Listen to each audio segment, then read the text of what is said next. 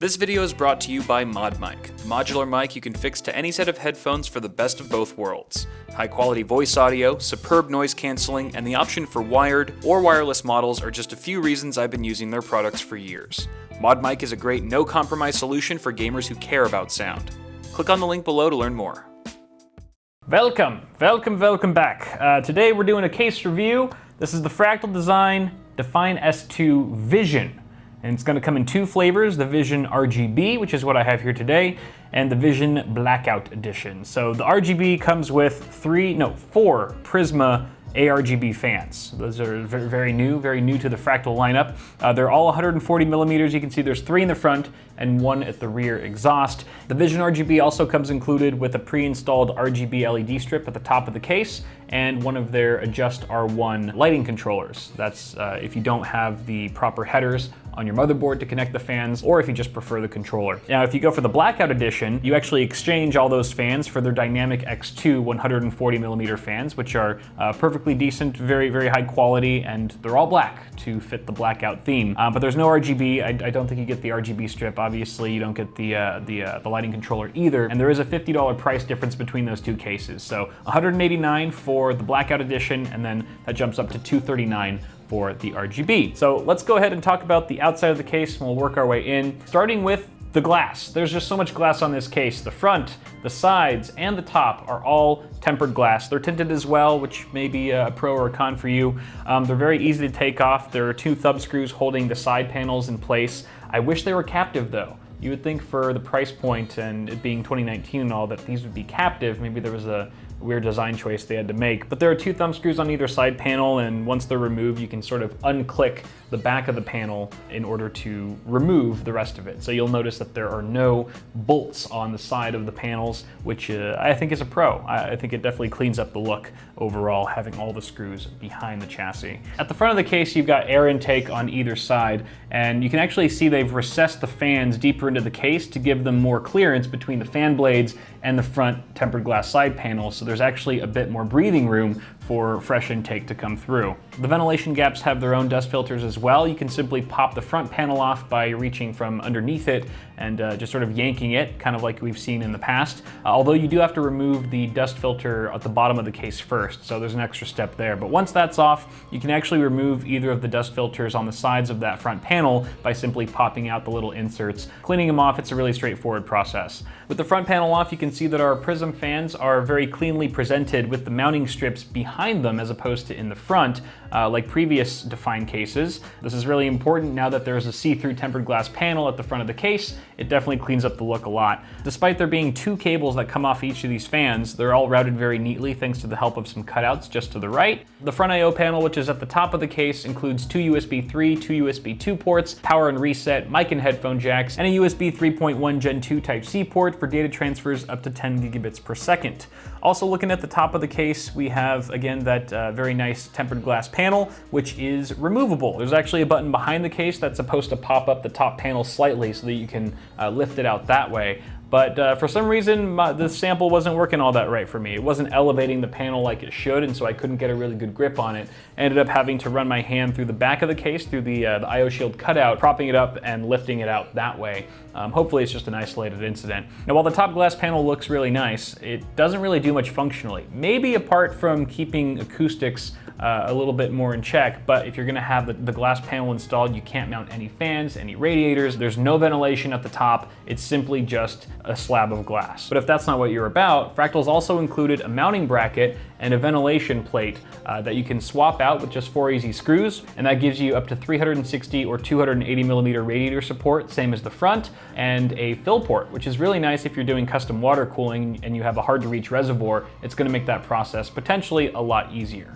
Now, it's worth pointing out that when the glass panel is installed, it actually sits inside of a removable bracket where the pre-installed LED strip is adhered to with some like 3M adhesive. Unfortunately, you have to remove that bracket if you plan to swap in the mounting bracket, so you kind of have to choose between LED strip or fans and radiators at the top of your case. It would have been nice to see a magnetic LED strip, or at least have it packaged separately inside of the accessories box for more flexibility. At the back of the case, we get a better look at our 4th Prism fan, which you can see is on flexible mounting strips for either a 120 120 or a 140 millimeter fan. You get 7 horizontal expansion slots and 2 vertical ones in case you want to mount a GPU vertically, but that does require that you purchase a PC riser card separately. At the very bottom, you get a removable power supply bracket that does have captive thumb screws. Hooray! Now, a final note about the power supply dust filter that I showed earlier, which is really a dust filter for the whole bottom of the case because the bottom can also support up to 240 millimeter radiators, is that while it pulls out very easily, I did have some trouble finding the channels to actually get it slid back in properly. So I found it easier just to put my head down and look for the grooves myself and get it in that way as opposed to fishing around for it for a minute or two. That pretty much covers the exterior of the case, so let's talk about the inside of it and what it's like to build in. The internal layout here is pretty straightforward. For starters, the motherboard goes in really easy.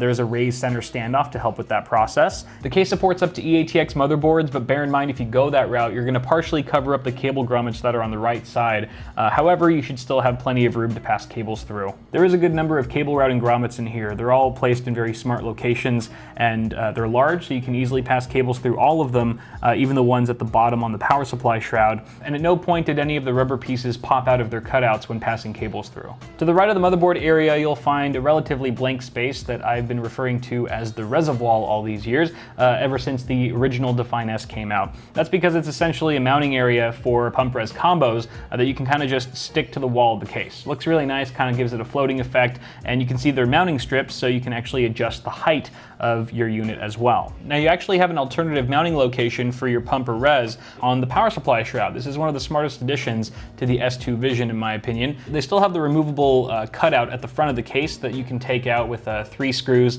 2 of which are behind the motherboard tray, 1 is underneath the front panel. It's a little tricky to get to, but typically you're only doing it once in a blue moon. But if you look closely, you can see the same mounting strips on the removable tray as you see on the reservoir, meaning that you can actually mount a pump or res straight to the power supply basement, which is pretty cool. Also on the removable plate, you get a rubber grommet for routing cables, as well as 2 holes for routing your water cooling tubes, which is super smart, especially considering that you can again support radiators at the bottom of the case. But that's not all for this little plate. No, you can actually mount an SSD tray to it. So there's actually 3 locations on the power supply shroud now where you can mount an SSD tray. So apart from having an SSD at the front of the case, you could also mount one smack dab in the middle or one more or less straight over your power supply, which is my least favorite location because the cable routing grommets just aren't very ideal. There's no grommets or cutouts that are directly behind where the SSD would go there. So you'd have to kind of route it either to the right or the left, which might not look as clean. As time goes on, it seems like case manufacturers keep trying to find new things to do with their power supply shrouds to make them more useful and more functional. And I think this is the smartest execution that I've seen personally from a mid-tower case here in 2019. Now just a side note here, I have a 360 millimeter radiator installed at the top of the case. That's from our Asus ROG Ryujin AIO. And I just wanted to point out that there's still maybe about, I just did a measurement, about 1 3/4 inches of space for a radiator, assuming that you're just keeping the front fans here, you're not trying to do push-pull or anything like that. You could probably fit around a 45 millimeter thick radiator at the front, whether it be 240, 280, or 360, without running into any clearance issues with this top radiator here. It's actually not too bad. Now on the back side of the case, behind the motherboard tray, we have quite a bit going on. Starting from the left side, we have 3 2.5-inch or 3.5-inch drive trays. These are primarily for hard drives, mechanical drives. They are removable with a single thumb screw, and if you're not using them, you could remove them completely for a ton more cable management room, or you can leave them installed for still a ton more cable management room. I almost kind of like leaving them installed even if I don't have any drives to populate them, because I can shove the cables into them and have an easier time closing the side panel when all is said and done. The trays also come included with some rubber pieces for reduced noise and vibration. Near the top right in the middle, you'll find our Nexus 9P PWM fan hub. As the name suggests, this little hub supports up to 9 4-pin PWM fans, and I actually have 7 fans. All 7 fans that are in the system right now are connected to that one hub, and it is very quiet. It's keeping them at a relatively low RPM, but it definitely feels like there's air moving through the system as well. Now earlier I said the Prisma fans have 2 cables coming off of them. Obviously one of those cables you've just seen is a 4-pin PWM connection. The other cable is a 3-pin addressable RGB connector, but it's actually 2 connectors because you can daisy chain these fans together. It's such a simple but incredibly useful feature that Fractal's come up with here, because you could just link them all together and then have a single connection that plugs right into your motherboard RGB header. Of course it has to be a 3-pin, or you can can plug it into the single connector on the included lighting controller. Never having used the Prisma fans before, I was kind of apprehensive going into this build, thinking that I was going to have to spend a bunch of time linking up all these RGB devices, when in fact this was one of the quickest and easiest setups that I've seen. The Adjust R1 lighting controller is pretty straightforward. I'm very happy that it's powered by SATA and not Molex, that would suck. But it's pretty basic. It doesn't have a whole lot of different lighting effects or modes. I think there's probably like 6 or 7.